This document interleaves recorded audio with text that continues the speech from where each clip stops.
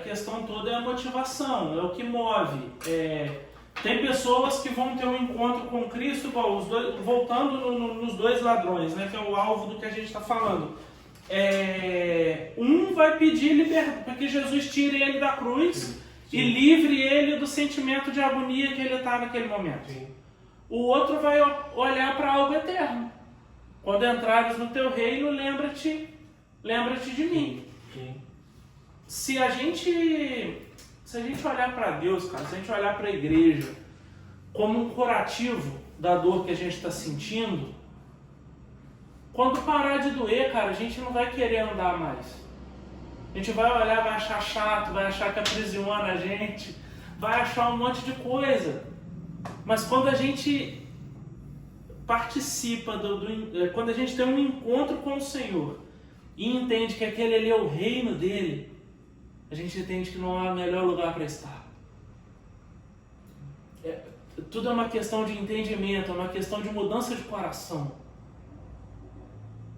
Né? Eu quero cura ou eu quero eternidade? E assim, eu não gosto de ficar falando de gerações, porque às vezes soa chato, parece que na minha época era melhor. Na minha época era assim, né? A gente vê os coroas falando isso, dá até uma pontadinha na gente. Eu não gosto de fazer isso, mas a geração agora, a galera mais nova, tem um senso de resposta das coisas mais rápido. O senso de resposta é mais rápido. Você manda uma mensagem e vai. Pô, na minha época, a gente tinha que esperar da meia-noite para entrar na internet. Internet de escada, de escador da IG, para fazer uma barulheira danada. Você arrancava o telefone, o fio do telefone e ligava no computador depois de meia-noite para ser mais barato. Para você baixar um filme demorava uma semana. Quando dava certo, porque às vezes dava errado e você não conseguia baixar. O senso de resposta das pessoas hoje é mais rápido. Para algumas coisas isso é muito bom. Muito bom. Só que quando a gente transfere isso para Deus, as pessoas estão sempre querendo uma resposta para a dor delas, não uma resposta para a vida delas. Porque nem todo o processo da nossa vida é rápido. Nem toda a cura da nossa vida é momentânea. Nem todo o processo de conversão é instantâneo. É um processo lento de crescimento. Por isso que às vezes a igreja parece chata. Por isso que o mundo parece mais interessante às vezes. Eu estou triste, eu bebo uma caixa de cerveja, saio abraçando todo mundo e fiquei feliz. Eu estou triste, eu preciso me quebrantar aos pés do Senhor e dizer: Senhor, muda o meu coração. É preciso abrir mão de algumas coisas que a gente acredita. É preciso abrir mão de algumas pessoas que estão nos levando para aquele lugar, às vezes de tristeza. É preciso perdoar quem a gente não quer perdoar às vezes, para que tenha a alegria restaurada. Mas o projeto de Deus é um projeto de vida. O projeto do mundo, projeto de momentos. Que é o ladrão que diz: liberta a gente daqui. Tira a gente daqui, tira da cruz. O que vai acontecer depois eu não estou nem aí. Como é que vai ser depois eu não sei. Mas me tira daqui. Se eu vou voltar para aqui eu não sei. Mas me tira. E o outro não, está dizendo: olha, quando só entrar no teu reino, eu quero participar do teu reino do jeito que ele é, tá? Eu não quero ser mais o ladrão que eu sou hoje. Eu quero ser um participante do teu reino. Eu quero poder sentar na tua mesa.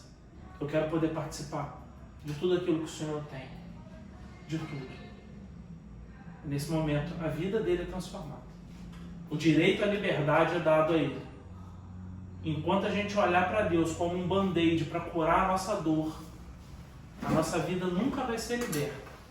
Às vezes nem um band-aid, às vezes é mais mesmo uma anestesia, um anestésico. Um anestésico que resolve o problema da dor, mas não combate os germes que estão ali, não Você combate... trata o sintoma, né? Mas você não trata a causa. Não, nem o sintoma trata, Nem o porque o anestésico serve Só alivia. simplesmente para anular a dor. Mas a ferida continua aberta. A pessoa está lá aberta, sangrando, mas não está sentindo dor. E o que as pessoas buscam, né, muitas vezes no Evangelho, eu quero algo para resolver meu problema imediato, né? Eu não quero algo eterno, eu não quero algo que vai levar um processo. Eu quero algo para resolver meu problema agora. É agora que eu estou triste. É agora que eu estou angustiado. Então eu quero um anestésico. Não um anestésico aí. Não, o Evangelho não é assim. Há um alívio imediato. Né? Eu acho que a gente precisa olhar para esse ponto também. O Evangelho gera um alívio imediato. Nesse próprio texto a gente pode ver isso. Ele fala assim, Jesus, quando o Senhor entrar no teu reino, lembra-te de mim. O que Jesus vai dizer para ele? Hoje mesmo você estará. Hoje mesmo. O problema é, colocando nessa problemática que a gente está fazendo, é que as pessoas querem constantemente elas querem constantemente serem aliviadas, recorrentes ao anestésico. Elas não querem o cuidado. Tá. Não é? Sim. Não querem o cuidado. Então é a diferença. Alívio imediato, beleza. Que é uma esperança, não é a solução. É uma esperança. Quando Jesus está dizendo, olha, hoje mesmo você vai estar no paraíso, ele está dizendo, por mais que você morra hoje, vai ter alívio para você. Vai ter alívio para você. Eu quero te aliviar. Começa agora o alívio. Só que o processo disso é uma caminhada. É uma caminhada. Te alivia agora e você vai, quando for passando o efeito, aí você vai estar sendo cuidado. Ele resolveu a causa, né? Ele falou assim, não o sintoma. Você está comigo, tá? Agora você fica tranquilo que você está comigo.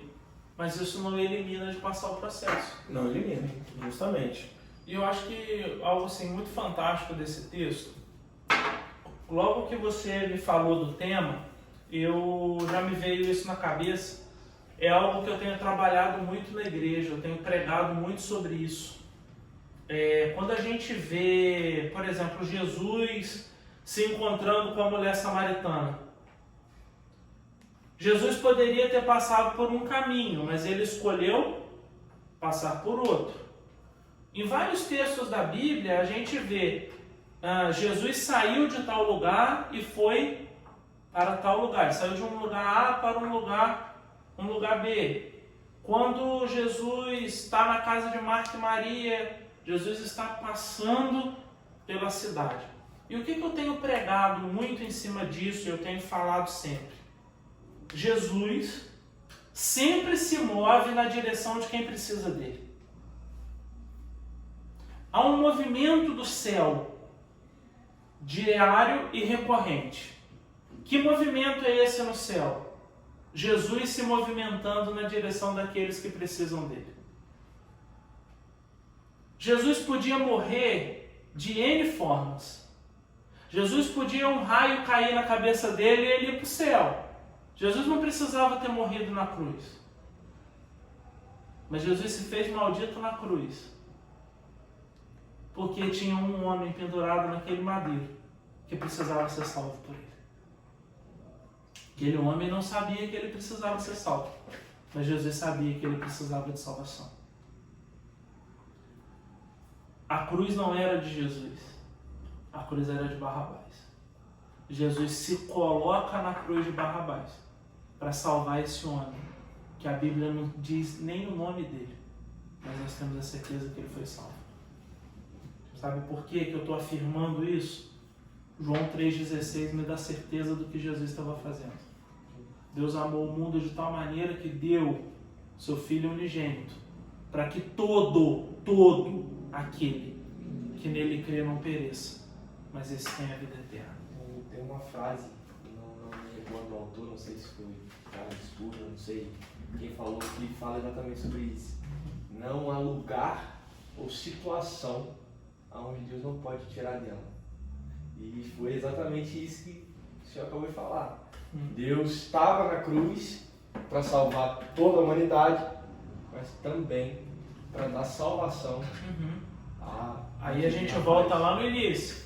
Um cara que provavelmente ouviu, um cara que provavelmente ficou sabendo dos milagres, mas era um cara que precisava ter um encontro. E isso aí é o que mais me chamou a atenção também quando a gente estava decidindo o texto, que foi o que veio na minha mente, foi: você vai reconhecer Jesus antes ou depois da cruz? Porque eles ouviram, mas só reconheceram na cruz. Eles tiveram uma pregação, mas eles só conseguiram reconhecer na cruz, quando já estava tudo acabado. Porque aí entra uma dificuldade nossa, cara, como ser humano. Eu vi uma fala do Luciano Subirá que eu achei muito interessante. A igreja, os crentes, né, falam: a gente vai para Deus ou pelo amor ou pela dor. Você conhece alguém que foi pelo amor? Não, eu vi o Luciano Subirá falando sobre isso. E eu achei interessante. Eu puxei pela minha memória, eu não conheci, cara, ninguém que foi pelo amor. 99,9%. Não vou dizer 100% não, porque deve ter alguém. Sempre tem. Eu acho que eu fui pelo amor, cara. Eu acho que eu fui pelo amor, acho que eu não fui doendo, não. Eu acho. Bom, porque eu tava no boteco, e do boteco eu vim pra igreja. Você foi atraído por algo. Fui atraído por algo, né? Então, sim. Na hora do apelo lá, você tem alguém aqui que quer receber, eu já levantei a mão assim, é eu mesmo. Então, você é a exceção da regra. Essa é a regra, é isso aí mesmo. A regra, né, toda regra ela é falha. Mas ele estava dizendo, olha, das pessoas que eu conheço, 99,9% foram pela dor. É sim. Ouviram antes e estavam pregados numa cruz. Que cruz é essa? O problema, a própria vida dela. Estava lá, pregado. E elas foram pela dor. Só que aí é a grande diferença. Se Cristo é o curador da minha dor, ou Ele se torna o grande amor da minha vida. Nesse momento tem duas escolhas, né? Porque se eu vou pela dor para curar a dor, quando a dor passar ele não serve mais. Mas se eu entendo que Ele é o amor da minha vida, a minha vida não faz sentido sem Ele mais. É muito difícil você amar alguém que você não conhece. É muito difícil você amar algo que não te foi revelado. A gente pode ouvir falar de Cristo, ouvir o testemunho do pastor Marquinhos, ouvir o seu, ouvir o meu, ouvir a gente falar tudo isso aqui do ladrão da cruz. Mas se não tiver o encontro com a presença dele, que faz dele o grande amor da nossa vida, não há uma mudança. Não há uma mudança. É verdade. Porque vão ser sempre palavras. Cara, a gente está aqui tomando essa água. O pastor Marquinhos até mais do que eu. Né? O pessoal, mas vocês reparam tudo, hein? Rola uma história que a gente tem que tomar 2 litros de água por dia. Rola essa história. Ninguém pensa nisso. Até que te dá um problema. Até que te dá um rever 3. Aí você começa a botar despertador no celular, você começa a escrever na geladeira, você começa a andar com garrafinha.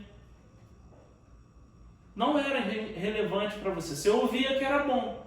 Você ouvia que tinha que fazer. Até o momento você começa a fazer por quê? Porque é a necessidade. Sim. Eu em janeiro, né? Todo janeiro dava crise de rins. O que tem que fazer? Tomar água. Aí que eu vou lembrar da água. Para muitas pessoas, Jesus é um paliativo. Para muitas pessoas, Jesus é conversa de crente. Jesus é bom, né? Você até falou isso e muito bem colocado que você colocou. Quando você diz Deus te abençoe, você está desejando algo bom para a pessoa. Quando se fala o nome de Jesus, se tem a ideia de uma coisa boa. Mas é algo que fica lá fora. Lá fora. Mas o dia que eu tenho um encontro com a presença dele, isso vem para dentro de mim. Vem para dentro de mim. Que foi, ao meu ver, o que aconteceu com esse homem, com esse ladrão. E o que aconteceu com ele, ao meu ver, não foi por causa dele, foi por causa de Jesus. Jesus manifestando quem ele era, de se colocar no lugar onde tinha alguém que precisava dele.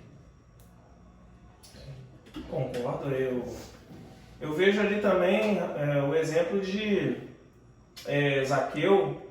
Zaqueu, ele fica sabendo que Jesus vai passar por Jericó e ele vai em direção à figueira brava para poder ver Jesus, porque ele era de baixa estatura. Mas a questão aqui é que, tecnicamente, sim, Jesus não precisava passar ali, porque ele estava indo para onde? Ele estava indo para Jerusalém.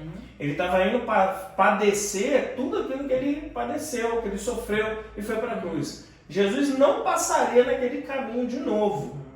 E ele, aliás, nem precisava passar por aquele caminho, que ele poderia seguir um outro caminho mais perto. Ele poderia ir para Jerusalém sem passar por Jericó. No entanto, por que ele passa por ali? Zaqueu vai ali, de alguma forma, ele vai, fica sabendo que Jesus está ali e ele vai lá, né? Sobe. E aí quando ele olha, eu acho lindo quando a gente estuda esse texto, né? Eu acho lindo, porque ele sobe, aí fica lá, aí Zaqueu vai lá, Jesus olha para ele e fala assim: Zaqueu, desce depressa, porque me convém pousar na sua casa. Aí o texto vai dizer assim: então Zaqueu desce apressadamente e o recebe gostoso. Mas quando a gente olha essa palavra, esse verbo, essa ação que está dizendo aí, quando ele fala Zaqueu desce depressa, quando Jesus fala desce depressa, no grego, a ideia que a língua passa é assim: desejar ardentemente estar com alguém. O verbo, a ação desse descer, né? Desce depressa. Jesus está falando assim, ó, desce que eu estou doido para poder estar contigo. O meu coração está queimando. Aí diz o texto lá, Zaqueu desceu apressadamente. Sabe o que significa? A mesma coisa. Zaqueu desceu, eu também quero. O meu coração está fervendo. Jesus revela a motivação, né? Eu mudei de caminho porque me convém. Eu quero muito estar na sua casa. Lindo demais. Então, o coração dele estava fervendo também. Ele desce depressa, já deve ter cortado todo o corpo ali. E aí o desenrolar da história a salvação. Converte na salvação. O encontro com Jesus, né? Gera salvação. E esse encontro, na maioria das vezes, é gerado pelo próprio Cristo. É Ele se movendo na direção de quem precisa. É Ele se movendo na direção de quem precisa. Ele que vai ao encontro. O primeiro passo sempre vem dele. Sempre vem dele. E aí cabe a gente tomar a decisão, né? Sim. Sempre cabe a gente. Pra gente... Nossa, esse tema é muito, muito top. Pra gente terminar, pra gente fechar, dar uma conclusão. Pastor, qual é a sua conclusão sobre esse texto? Aquela lição que o senhor tira sobre o texto que a gente mergulhou agora. Uma visão do senhor. Então, eu divido a minha conclusão em 3 pontos. 1. Jesus está sempre disponível para nos resgatar. Ele vai se colocar em várias situações para nos resgatar. Sempre. Ele sempre vai dar um passo na nossa direção. A segunda coisa é que eu preciso me permitir. Eu preciso deixar de ser um zombador. Eu preciso querer deixar de ser um perdido. Ele vem na minha direção. E eu preciso querer deixar de ser quem eu sou. Eu preciso deixar de querer isso. E a terceira coisa. A liberdade não é aquilo que os meus olhos veem. A liberdade é aquilo que o meu coração sente, que é a certeza da vida eterna. Porque às vezes a gente está procurando liberdades que os nossos olhos podem ver, mas essas liberdades não são liberdades. A liberdade verdadeira é aquela que vem no nosso coração. É quando a gente ouve lá dentro: hoje estarás comigo no paraíso.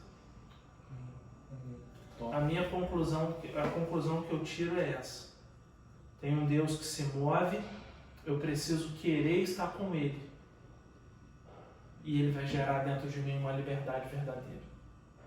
E para encerrar, não é porque aconteceu com o ladrão da cruz no último dia da vida dele que eu preciso esperar o último dia da minha vida.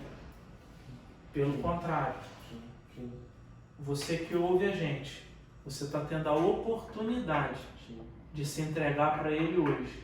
Ele está se movendo na sua direção. Se você quiser, Ele pode mudar a tua história e Ele quer gerar esse sentimento de liberdade verdadeira no teu coração. Você não precisa estar preso na cruz no último dia da sua vida para aceitar Ele.